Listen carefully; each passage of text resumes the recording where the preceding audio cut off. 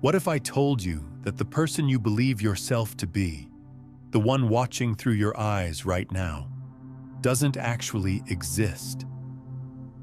What if every single thing you've been told about identity, about consciousness, about who's really in control of your life, has been a fundamental misunderstanding? And what if discovering the truth about the real observer behind experience could completely transform how you move through reality? You've been living under the assumption that there's someone home behind your eyes, a central command center, a little CEO of consciousness making executive decisions and steering this biological vessel through time and space. But here's what no one tells you. That familiar sense of being the one in charge, the one who chooses, the one who remembers and plans and worries and dreams, it's actually a carefully constructed illusion. And the deeper you look for this supposed self, the more it begins to vanish like smoke. This isn't philosophy. This is the cutting edge of consciousness research colliding with ancient wisdom that's been pointing to this truth for millennia. And when you really get this, when you see through the illusion of the separate self, everything about how you experience reality begins to shift in ways that most people can't even imagine. Let's start with something that happened in a laboratory that should have shaken the foundations of human psychology. Picture this. A chimpanzee emerges from anesthesia to find a bright red dot painted on its forehead. When placed in front of a mirror, something extraordinary happens. The animal doesn't reach toward the reflection. It reaches toward itself. It touches the mark on its own forehead. In that single moment, science witnessed the birth of self-recognition, the emergence of what we call the me that can identify itself as separate from everything else. But here's where it gets interesting. This moment that researchers celebrated as the dawn of self-awareness might actually be the moment when the illusion begins.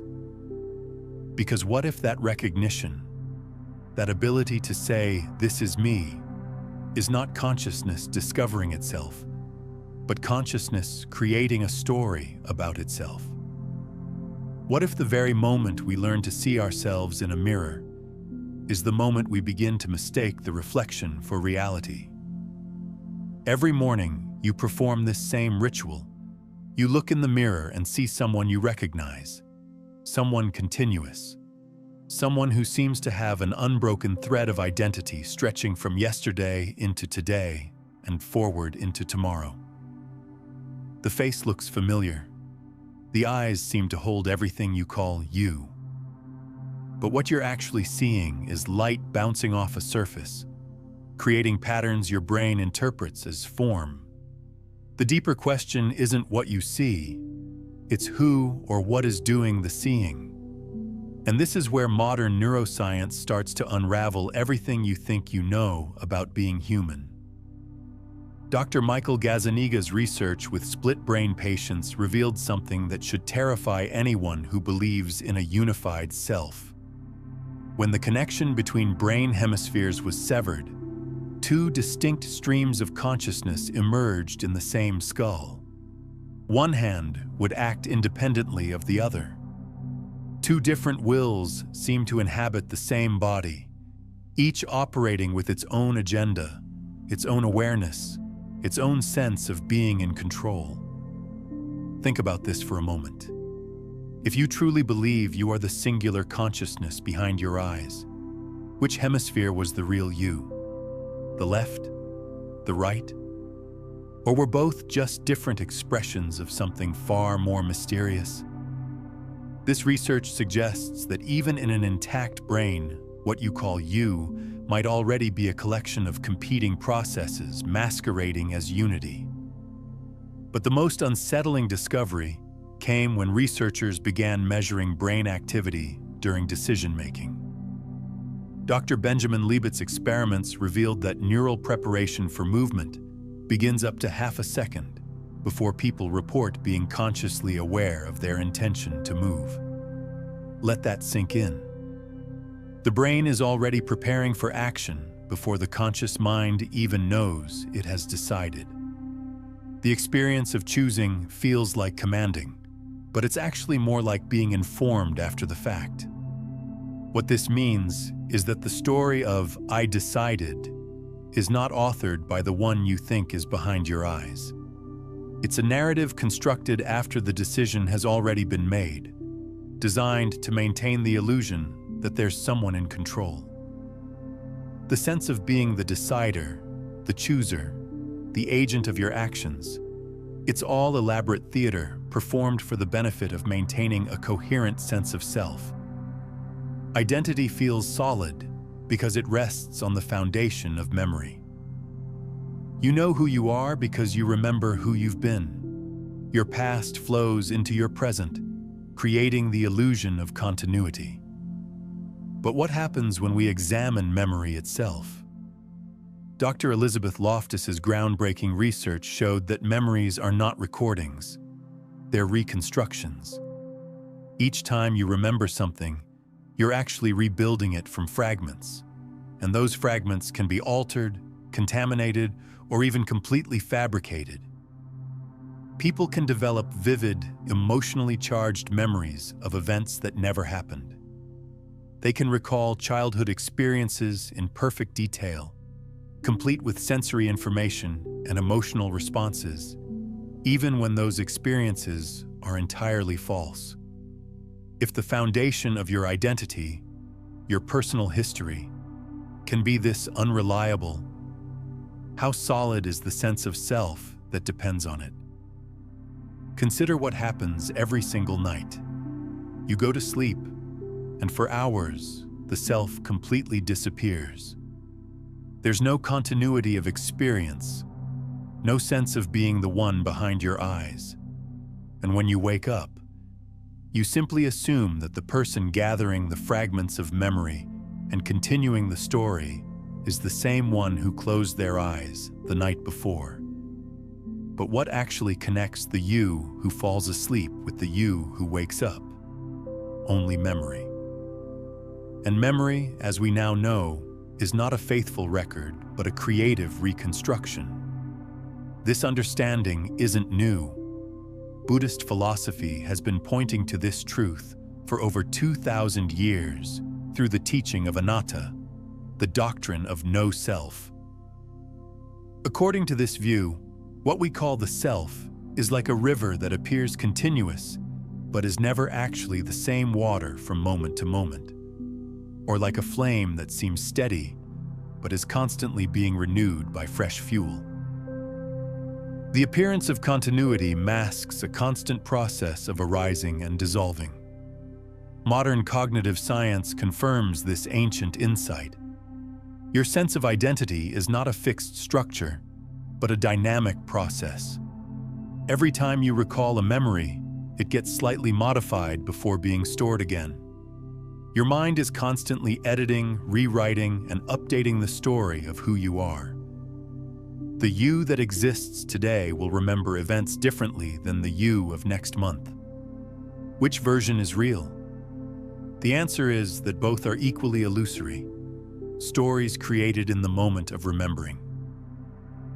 This means that the continuous self you experience is actually more like a movie than a photograph. Each frame appears connected to the next, creating the illusion of smooth motion. But there's no single unchanging element that persists through the entire sequence. What you call yourself is a process, not a thing. A verb masquerading as a noun. Now let's go even deeper. Modern physics reveals something extraordinary about the nature of reality itself. At the quantum level, particles don't exist in definite states until they're observed. The act of observation literally collapses infinite possibilities into a single actuality. Observer and observed are so intimately connected that they cannot be separated. Consciousness isn't just witnessing reality, it's participating in its creation. Your brain operates on similar principles, It doesn't passively receive information about an external world. Instead, it actively constructs experience based on sensory input, memory, expectation, and belief. What you call the world is actually your brain's best guess about what's happening, updated moment by moment based on incomplete information.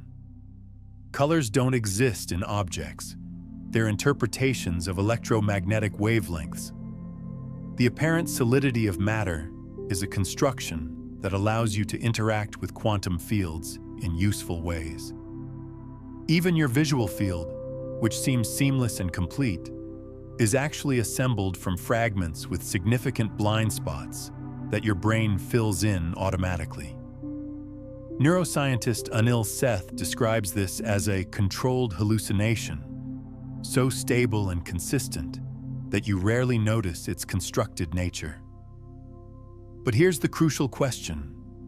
If your entire experienced world is generated by the brain, who is it being generated for? Who is the audience for this elaborate production? Who is the witness to this controlled hallucination that you call reality? Ancient wisdom traditions have always pointed toward this mystery. Zhuangzi famously wondered whether he was a man dreaming he was a butterfly, or a butterfly dreaming he was a man. Buddhist meditation reveals that ordinary perception is like a veil, convincing but not ultimate. When advanced practitioners quiet the brain's default mode network through deep meditation, something extraordinary happens. The sense of being a separate self begins to dissolve, but awareness itself doesn't disappear. Instead, it's revealed as boundless, centerless, without beginning or end.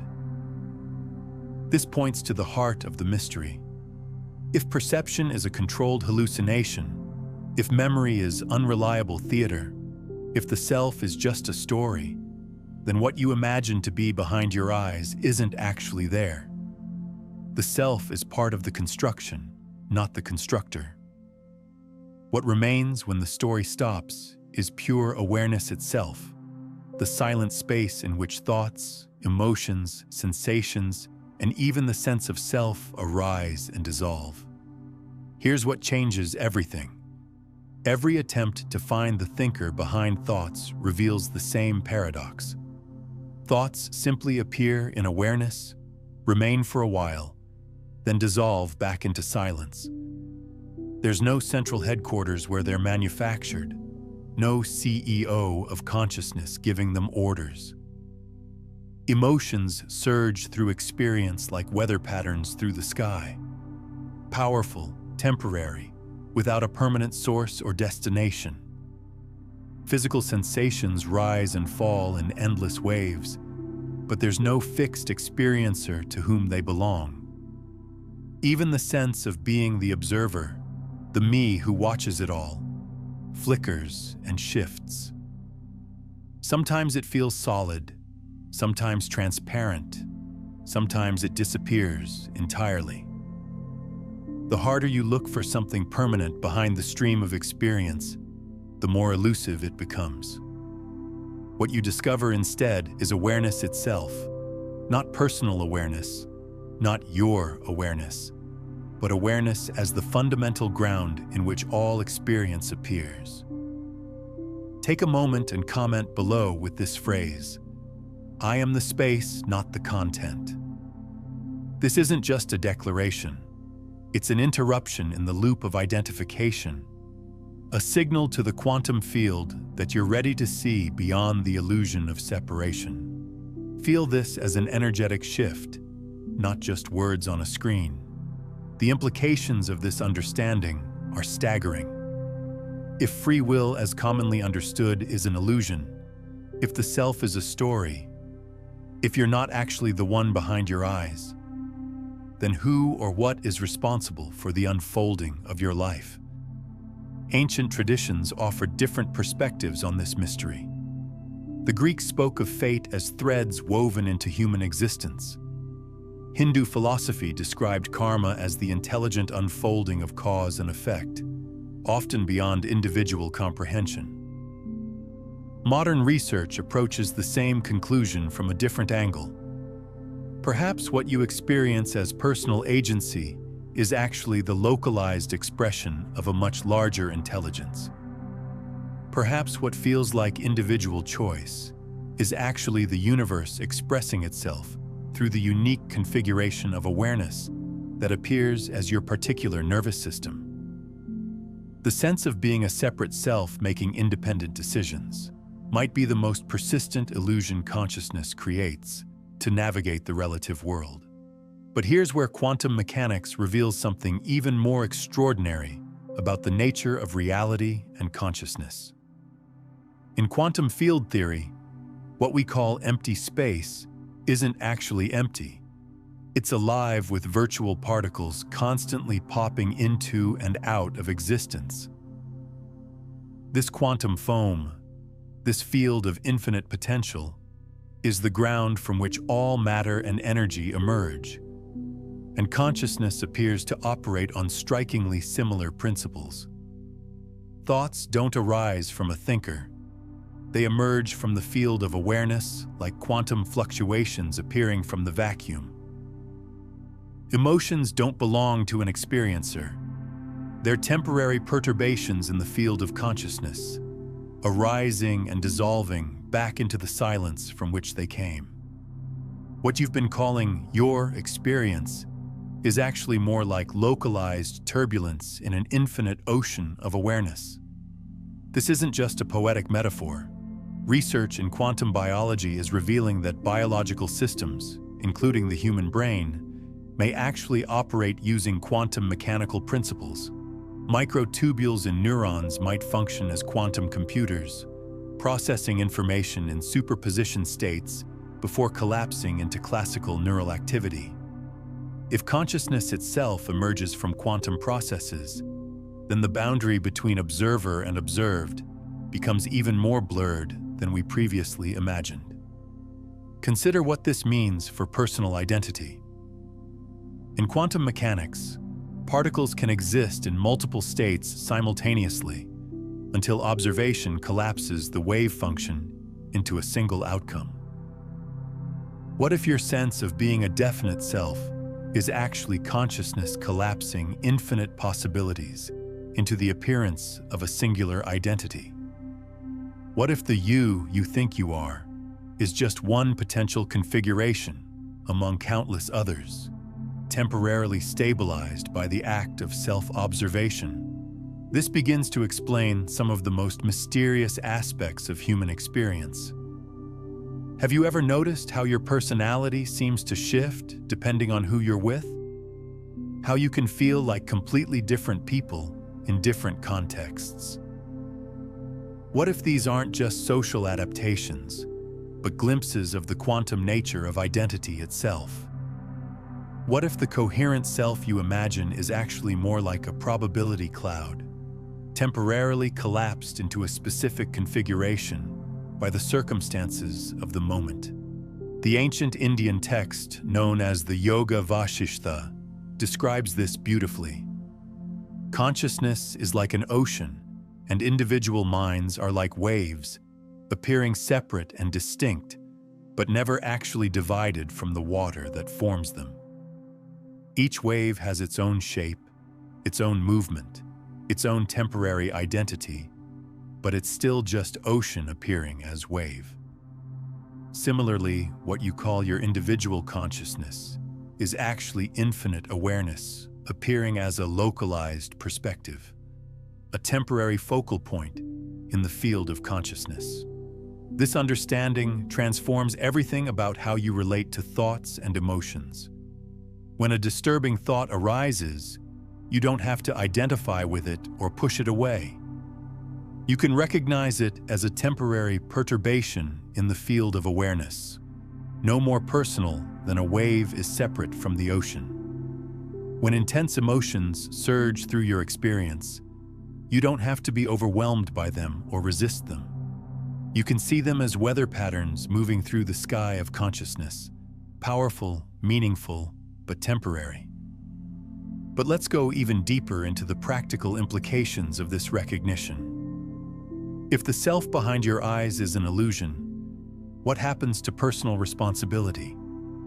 What happens to growth, to healing, to the very idea of working on yourself? This is where many people get stuck, thinking that recognizing the illusory nature of the self means nothing matters, that effort is pointless, that everything is predetermined. This is a fundamental misunderstanding.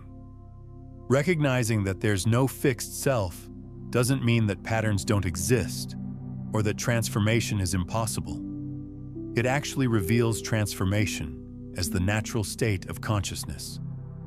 Without a fixed self to defend or maintain, change becomes effortless, flowing, organic.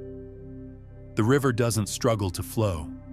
It simply follows the natural contours of the landscape. Similarly, when you stop trying to be someone specific, you become available to the intelligence of the moment. Here's what most people miss. The ego mind isn't the enemy to be destroyed. It's actually a remarkable evolutionary achievement, a specialized function of consciousness that allows for survival, learning, and navigation in the relative world. The problem isn't the ego's existence, but the mistaken identification with it as your true self. It's like confusing the software running on a computer with the hardware itself, or mistaking the character in a video game for the player holding the controller. When you recognize that the personal self is more like a sophisticated interface than your actual identity, everything becomes workable. Psychological patterns can be observed and transformed because there's no one to protect them. Limiting beliefs can dissolve because there's no solid self they need to define. Emotional wounds can heal because there's no permanent entity to carry them forward. The very things that seemed most solid about your identity become the most fluid. Now, what we've explored today is really just touching the surface of what becomes possible when you begin to live as the witness consciousness rather than the separate self. The recognition that you are awareness itself opens doorways to what I call the master frequencies. 9 distinct transmission states that allow consciousness to broadcast itself through your being with complete coherence. While today's exploration reveals the foundation of who you truly are, there's an entire system for embodying this recognition and moving from the frequency prison of separation into effortless creation as the field itself. You'll find this complete framework in my book, Beyond the Frequencies, A Quantum Guide to Consciousness Mastery. It's linked in the pinned comment below. This is why ancient traditions developed practices like meditation, contemplation, and self-inquiry. Not to improve the self, but to see through the illusion of the self. Not to make the ego better, but to recognize what you are beyond the ego.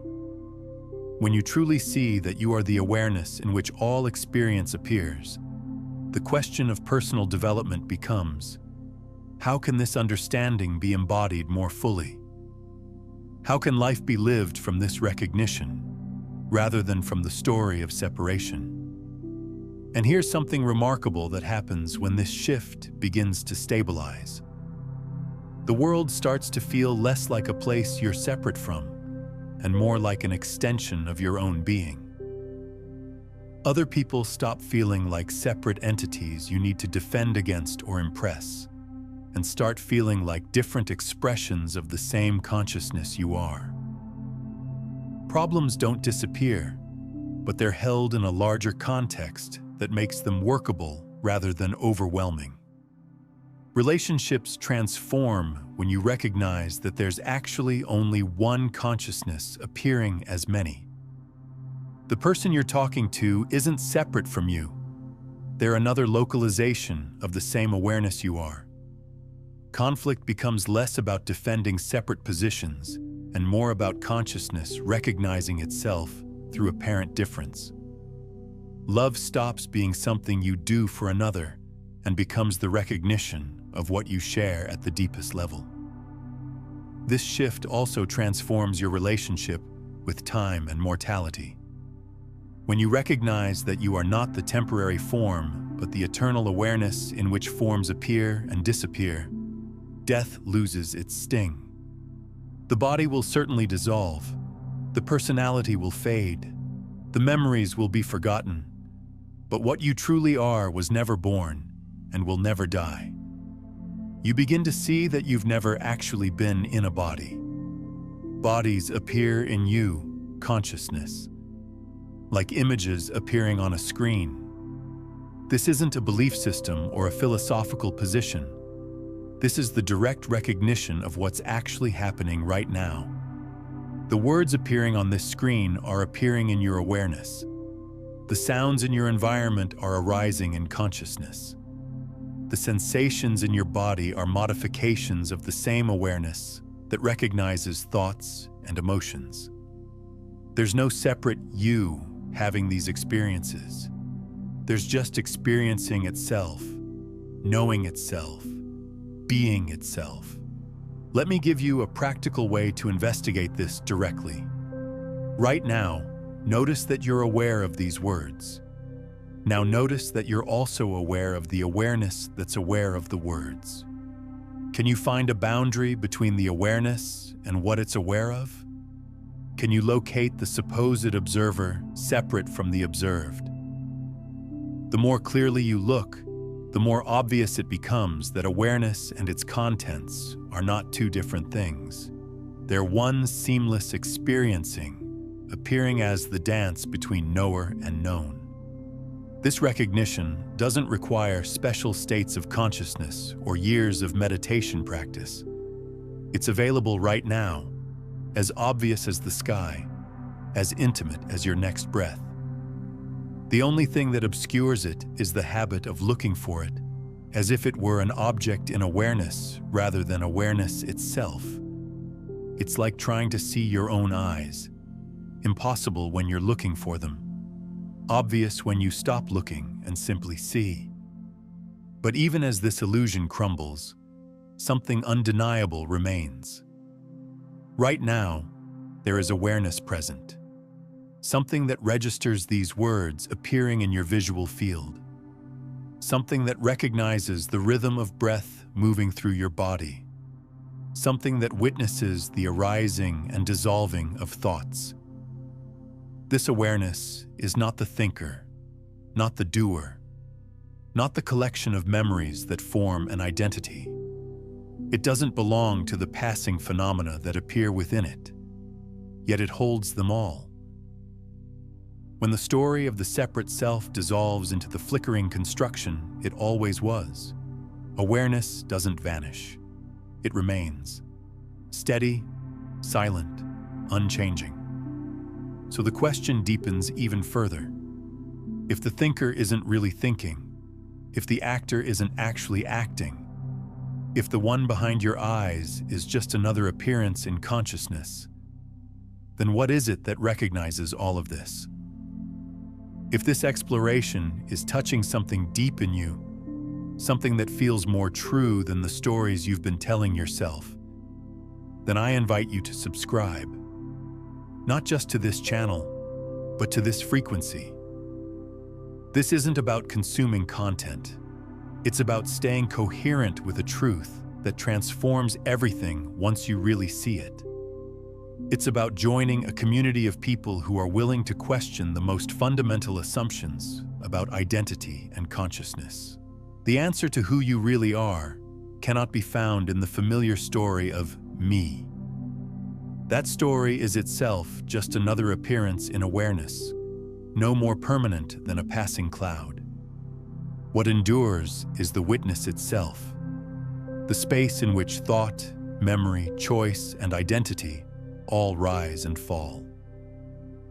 Unlike the flickering self-image, this witness doesn't come and go. It was here before your personal story began, and it will remain long after that story ends. You have never actually seen your own face except through reflections. You've never heard your true voice except as it echoes back through the world. You've never caught the thinker in the act of creating a thought before it appears in awareness. The you imagine sitting behind your eyes watching this unfold has never been directly observed, and yet something has always been present, an awareness in which every thought, every sensation, every emotion appears and disappears. That awareness is not part of your personal story. It's the stage on which all stories unfold.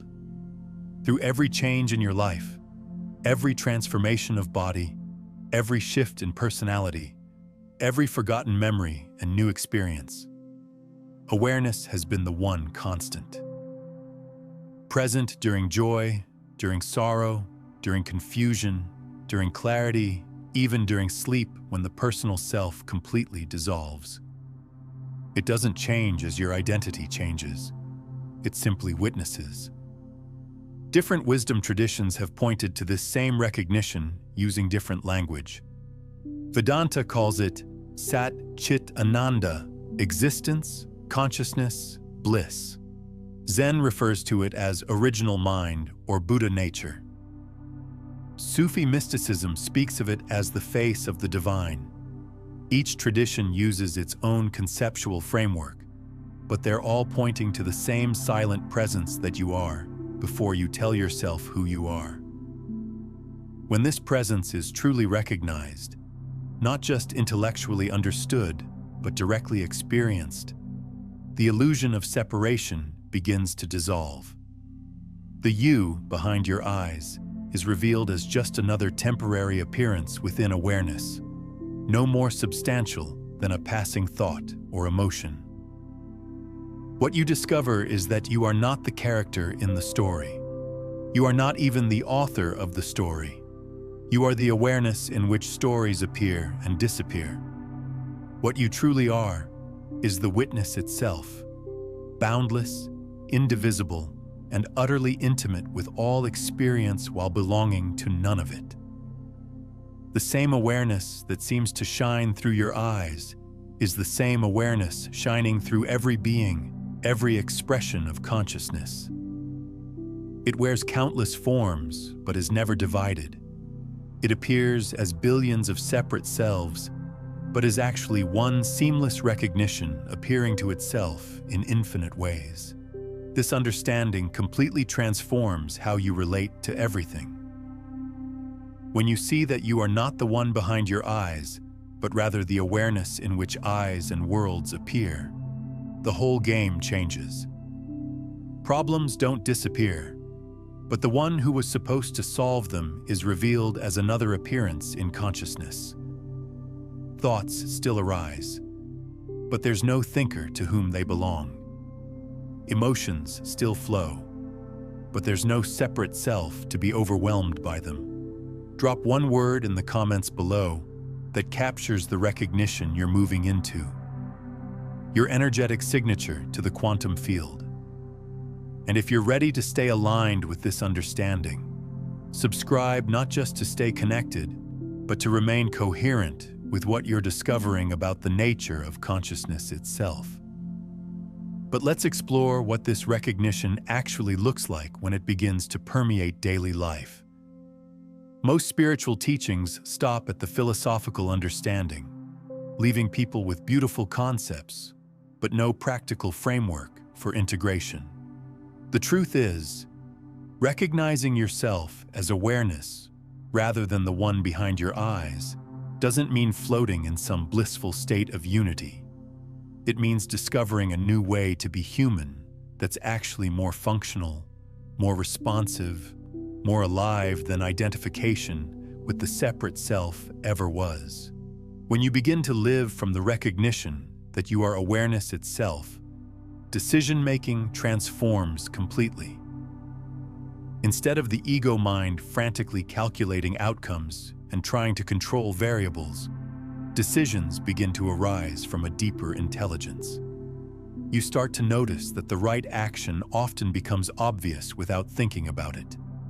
Not because you've become passive or checked out, but because you've aligned with a wisdom that operates beyond the limitations of personal knowledge and fear. This isn't about suppressing the thinking mind. It's about recognizing that thinking is just one function among many in the field of consciousness. Like breathing or digestion, thinking happens automatically when needed, but it doesn't need to be micromanaged by a central controller. When you stop identifying as the thinker, thoughts become more clear, more focused, more appropriate to the situation at hand. The same transformation occurs with emotional experience. When you recognize that you are the space in which emotions arise rather than the one who has emotions, your relationship with feeling completely shifts. Anger can burn through awareness without leaving any residue. Sadness can flow like rain through the sky of consciousness. Joy can sparkle through your being without the ego trying to grasp it or make it permanent. Emotions become weather patterns in awareness, rather than personal storms you have to weather. This understanding also revolutionizes how you relate to other people's reactions and behaviors. When someone is angry with you, you can see that their anger is arising in the same field of consciousness you are. It's not really directed at you in the way the separate self imagines. It's consciousness expressing itself as temporary turbulence in the field of awareness. This doesn't mean you become a doormat or stop responding appropriately to situations. It means you can respond from clarity rather than reactivity, from presence rather than defensiveness.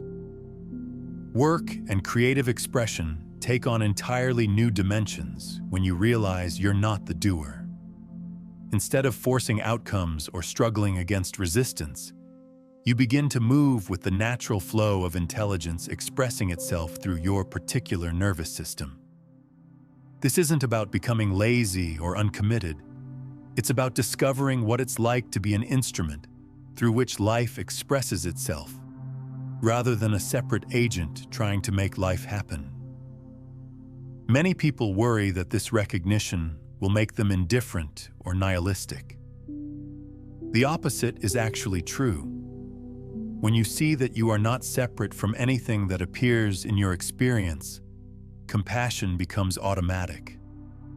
The suffering of others is literally happening in the same awareness you are. There's no other to feel sorry for from a distance. There's just one consciousness experiencing itself as apparent multiplicity, recognizing its own pain and naturally moving to alleviate it. This is why truly awakened beings throughout history have been characterized by both profound peace and passionate engagement with life. They're not detached from the world. They recognize themselves as the world. They don't love others as separate beings. They love others as expressions of the same being they are. Action arises spontaneously from this recognition, not from personal agenda or spiritual ambition, but from the natural response of consciousness to its own apparent needs. But let's address something that often creates confusion in this exploration. If there's no separate self, who's reading these words? If there's no one behind your eyes, who's having this experience? This question reveals the persistence of dualistic thinking. It assumes there must be a subject and object, an experiencer and experienced. But what if experiencing is just happening without a separate entity doing the experiencing? Consider your night dreams. While dreaming, there seems to be a dream character having experiences in a dream world.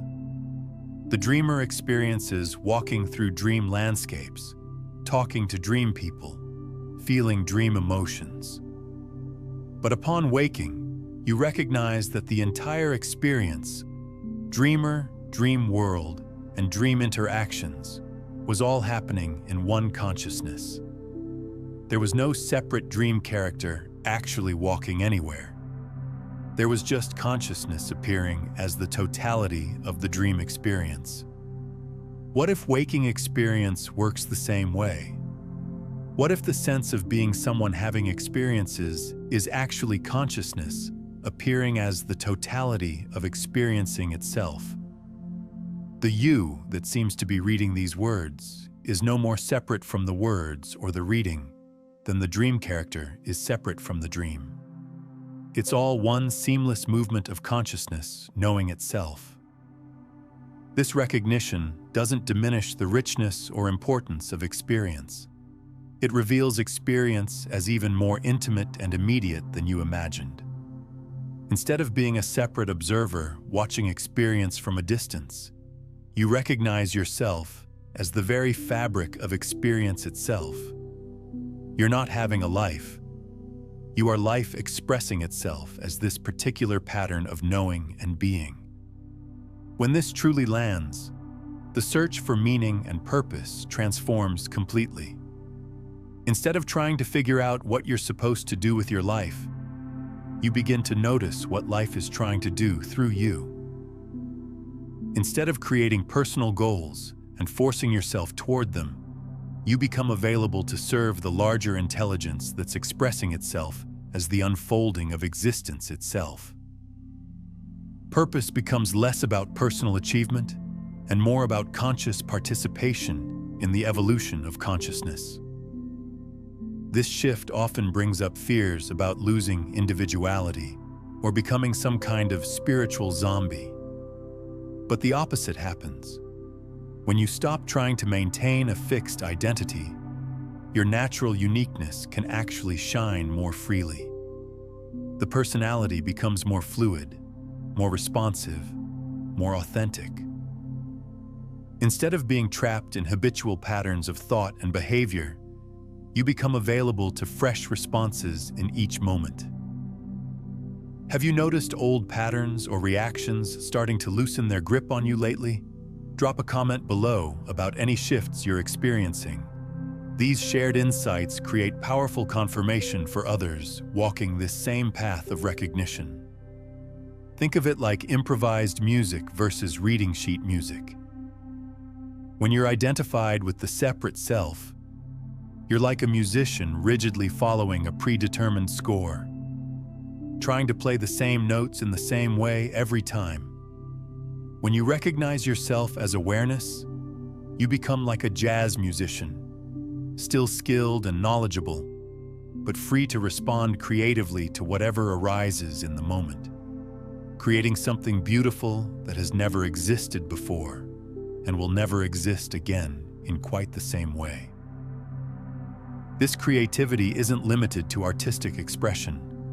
It infuses every aspect of life. Conversations become more spontaneous and authentic. Problem-solving becomes more intuitive and elegant. Relationships become more intimate and free.